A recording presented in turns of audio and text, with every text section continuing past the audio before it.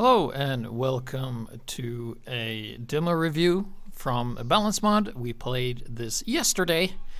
However, this is not specific to one person, it is specific to an entire team.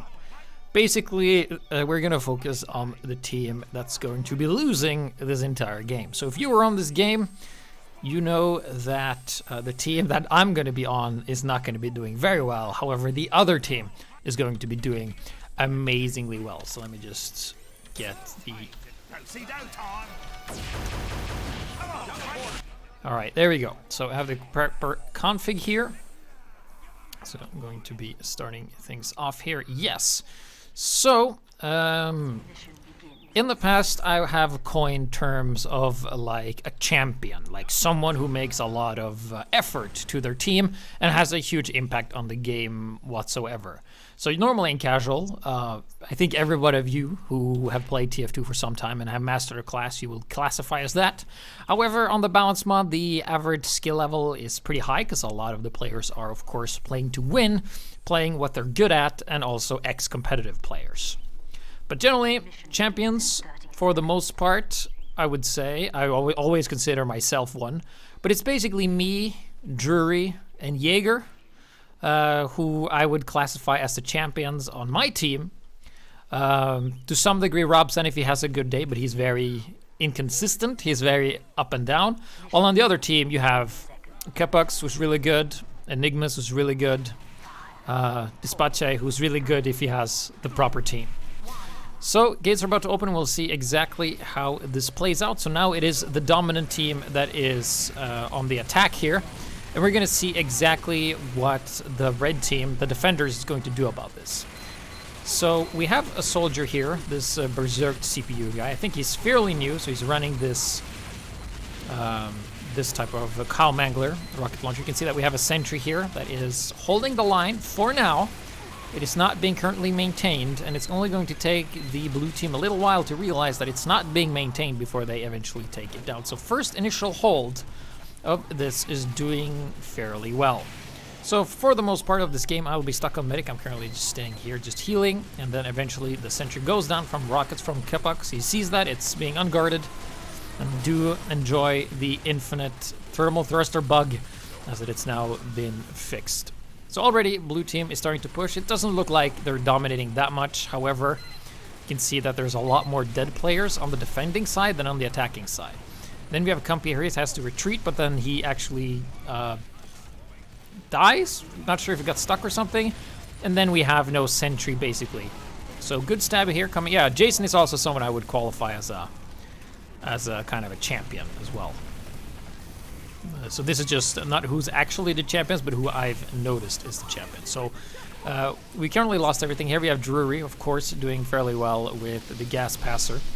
However, I do think he's going to... Nope, he's not going to die there. That's fine. But we can see that it's generally more red players dead than blue. And if that's the case, then blue is going to win here. So examining the... here we have the sentry being way forward spot. So now these engineers have had a pretty high effective dead time, considering he hasn't been able to get up a level 3 or a defense that hasn't just gotten immediately destroyed. So that's something you should focus on if you're playing an engineer, especially if you play with us. So that are you getting value out of playing engineer? Because if you can never get anything up in time and you're just constantly dying, it's like we have one less player. So you can see here the cart isn't constantly moving forward, so it's not a total stomp. But you can see once again, like every time I look over at the kill feed or whoever's dead, it's always more red dead than blue. It's almost like there's a redemption of all the red deads that's here. So here we have Chicken Surprise comes in. I try to crits him because at this point I was running crits. I should not have been running crits. So we have two snipers, of course. We have Kim Jong-un and awfully tired witch, and Enigmas' girlfriend or boyfriend or whatever. And then once again, another engineer with a sentry that is going to get taken out. So well, this was Jason. So while he did have a level 3, it did get taken out immediately because everybody died. And now we have, I think we can see quite clearly here that red team is together, or not together. Blue team is very together. And red team is attacking them one at a time. So here, this Pyro, yeah, this was a 3v1 plus the cart, so of course he lost. Here we have the chicken guy by himself. Chicken surprise, of course, being a down man is pretty good right there, but there's just overwhelming numbers for the blue team. Even though they're a player down, there's still usually always more people alive. And that's generally because when you have the majority of players being as good as they are, they're going to win their fights. So that means you aren't going to get good value. Like here, you can see they're just chewing through the red team without losing a single player. So here we have, let's see what Robson is going to be able to do here. Just an example. So he's by himself against the red team. So here's fighting a full health soldier with the help of his engineer. So this is, he's dead. So Compier is not able to provide a lot of value for his team. You can see Robson, he spends all this time, gets nothing, and then he dies. While this group of just 4 players are just pushing through. Looking at the list once again, the majority of red is dead while the majority of blue is still alive. So let's take a look and see how the red team is going to defend this last point. So we have here actually a good exchange. We got Jason, one of the, no, that's Jaeger, sorry, one of the pretty good scout here actually gets a kill without dying. And then we have another medic on with the vaccinator here. And then you have Compier once again, he dies. If you look at the scoreboard, Compier is at 9 points, and you can see that there's not a lot of players on red that's actually made it into double digits yet. Well, it's just one that hasn't on the blue team, and that's a pretty good indication that players, like, I mean, some people would say that, oh yeah, well, the teams are unfair, but actually it's more like the losing team aren't getting value out of their classes. We have Doog here, sniper. Didn't get the kill on that shot. He's just taking damage and being bullied out of there. So he needs to get a kill to make up for him actually playing sniper. Otherwise, you're just dead weight. And yeah, so here's the defense. We have a heavy coming in here, and most of the team noticing Taniri way too late. And he's just chewing through. This soldier, Berserk, hasn't even noticed him still. And they're just pushing in. I tried to do something, fall into the pit. Down there's my corpse. I think we're going to see the payload here fairly soon. So the main reason that the red team lost here is because we fucking died. We got owned, basically. So if you look at the scores, we can see that Despache having 50 points, more than combined of the like the first and second here. Because me and Jaeger, we were sweating pretty ballsy here. So we're requesting a scramble. Of course, I could just have forced a scramble, but we don't. Let's see if we can like adjust and compensate, because what the defending team were doing wasn't impossible to beat. It's not like they were like this unstoppable force. We just had a lot of players not getting value out of their picks. Like snipers not getting headshots, spies not getting stabs, engineers not having the stuff alive. So let's take a look and see the defense of the red team. So they did have a lot of the, I forget what I was going to say. They had a lot of engineers in the beginning. So then they are working on eventually getting this. Oh, look at this. Is this picture of me from the Slav days? So they have a forward. They're actually suiciding for their engineers too. I don't think you need to do that. That's right. We got this fat boy right here. Kim Kong-un. That double chin. Kepuk's being back. So, let's have a look and see how they defend this, because I remember this being fucking impossible to push. So let's see here. So we have a spy in the back here. Kritzkrieg coming in like right in the beginning. It doesn't really matter. So we have the spy. Gets spotted immediately by Hexagon. Kepux turns around, and now plot twist spy.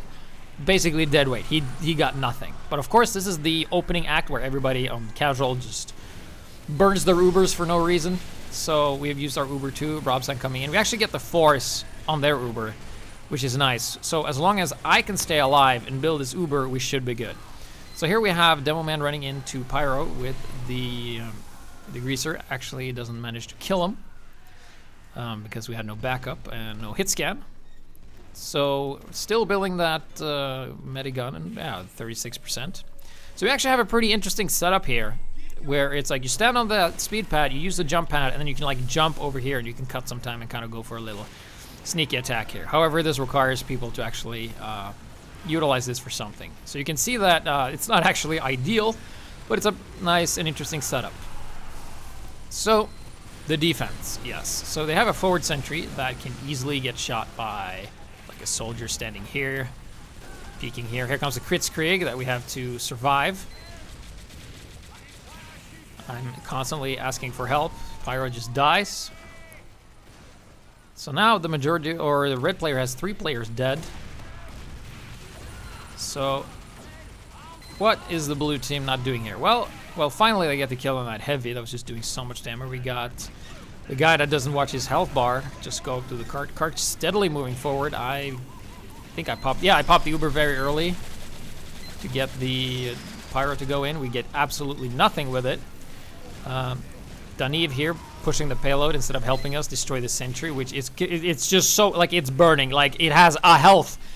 And then the engineer comes back and repair it. So that's a bit of a kind of example of not helping each other as much, because the best team that wins is the team that helps each other the most, not necessarily the team that has the best players. Because right now I'm seeing a lot of blue players kind of just running around doing their own thing, while you can see the red team sticking together, focus firing, just killing everything. We do get the kill on that medic, and Iceberry is dead. We have the heavy, which is me, and now winning, and we're just starting to push through to see if we can get something here. So most of our players are alive, but you can see that they're not really at the cart because there's a sentry there. And we also get the kill on this. Drury here reveals himself. So let's see how the blues push this now, because now the red team is back. They have a very standard defense, and you can see blue team is just kind of all over the place. We have some snipers. We have soldiers in the back. Who is this? Well, I don't see the name. Did we have a guy without a name? No. Yeah, so we're still kind of just trying to get through here. Like, we can see most of them are alive, but they're, like, not where they need to be, I guess. We got Spy harassing at the front line, or the back lines. Medic dies. Stuck by myself, can't maintain. It's a bit hard to see exactly what's going on, but then Despache gets knocked up and pushed away instead of dying. So that's also something like when to not air blast someone when they're about to die. Who is this soldier? Oh, it's Plot Twist. Oh, it was the guy who we're specking. Alright, that's why the name didn't show up. Alright, so back to the attack that is struggling. So now we have buff banner, so we can just go at any point in time. So we go in one at a time. Sentry's being repaired, we're going in, getting focused fire. We have the Vaccinator, which is probably the worst choice you could have gone for here. And then you have these 2 heavies who literally just walk down here and just completely destroy everything. Because you can see that the red team is actually working together and has a lot of power, and we have a lot of what we call in Norway lobster and canary, which is basically shit that doesn't work well together. So we have snipers who can't shoot, spies who are not getting value, pyros that air blast people wrong, and heavies and medics not focus firing down properly. So we go in, get the kill on that. I have to go in here. It's me and the sniper. Try to get something done. We have 2 spies, Plot Twist and Drury. Not really doing anything. So our mid, like slightly below mid, has more points than our worst. So you can see like the points here are very much in favor of red, and that's just because they work better together. I mean, we had a lot of pyros that just, or we had pyros that ended up dying. Snipers not getting value. I think we did have a scramble of sorts. Yeah, we did. We did have a scramble. So then we have that. So I was a bit miffed at my team, basically, because we could have taken this if we were just working together and people played classes and actually paid attention to your team. Because if you're playing and you kind of put your brain on autopilot and the other team isn't on autopilot, well, you're gonna lose. Alright, so gonna be refreshing the HUD here. So now teams have been switched around. You can see that scores are more evenly distributed. Now I am back on the medic. So now we'll see if the attack happens a bit differently, right? So this is actually the 3rd round. We actually didn't get to the first point, so another round for us. Get to attack once again. Team composition, you can see that we have 2 more players than the other team. which is very advantageous. However, if you look at the composition, I would say that, yeah, blue team looks to be the better one. More power. There's not as much power. There's like the heavy and the soldier.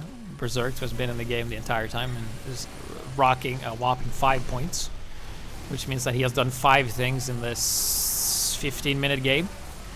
So that is like one thing, or 5 things per, yeah, 1 thing per minute, I would say. 1 point a minute, which is extremely low.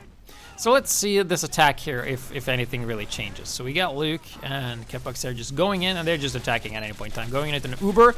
Literally no support for the engineers whatsoever. The blue team just literally just walk there. And we don't have, well, we have a Pyro, we have Rob's hand. Where the fuck is he? I don't fucking know. Where's Rob's hand? Where's Rob's hand? Here he is. Alright, so let's see what kind of value we get out of the Pyro, because the Pyro is very vital to allowing engineers to get their shit up in time. Granted, the engineers did a shit right now, and there's a spy harassing the back lines, getting stabs there, and then trying to get the kill on the spy, and he actually gets away. So now we have 2 medics and 2 snipers at the front line, and a huge death bolt. We got Jaeger here trying to get something on the flanks. Let's see if he can get any value out of this. Nope, he just backs out of there. Can't win that. There's just too much blue everywhere. And we have people not... Like, if a medic is shooting syringes as something that's behind you, that means that there's something behind you, because the medics would normally not do that. So here we have that soldier again. Dies. Again. Most people on red are dead. Once again, of course, that being my team. Looking at the class composition, we see that the blue team has switched it up. They now have a lot of power, and it's working. We don't have a lot of power, and it's not working. So now it's a time for red team to kind of compensate. I'm asking that if we have a good player, because we're losing and I want the match to last longer. So here I am. I don't even remember how I got here. It's just like left behind enemy lines or something. So we have a forward sentry that's going to get destroyed. So that's 130 metal wasted. So now the engineer needs to build here, right? So you need to have the teammate in front, buy you some time, and then build in the back lines. Of course, I'm not sure where Sterling Ranga is right now. He's probably somewhere. So we have the soldier here who has been rocking this loadout the entire time and not really gotten anything. So let's see. He misses all the shots on the medic, but he's pretty far away, so that's fine. We got Jason, who's just literally just pushing the cart here. Forward sentry's going up. All right, so now that the engineer has had some time, let's take a look and see at the defenses being built. So we have a dispenser and a teleporter, and the sentry's fucking... I don't know where it is. He's waiting for metal, I guess. So you can see here, this single Pyro is too much for this entire team to fucking handle. And we have a spy here. Oh, there's a sentry. Level 1 still. It's been quite some time. It's, here they are just attacking at any point in time. Kim Kong-un realizes that the Fist of Steel hardly does any damage in this mod, and it's just for tanking damage. But now the sentry's up, and this is starting to look like a defense. This single Pyro, how will we ever do... He's dead.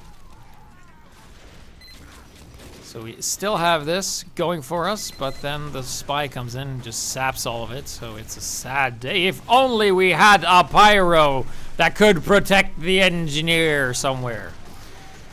So Montezo, of course, doing the best he can, air blasting stuff away. We got Despacha here, not even realizing there was a soldier jumping on it. If he did a 180, he would have killed Kepux easy, and the medic would have lived.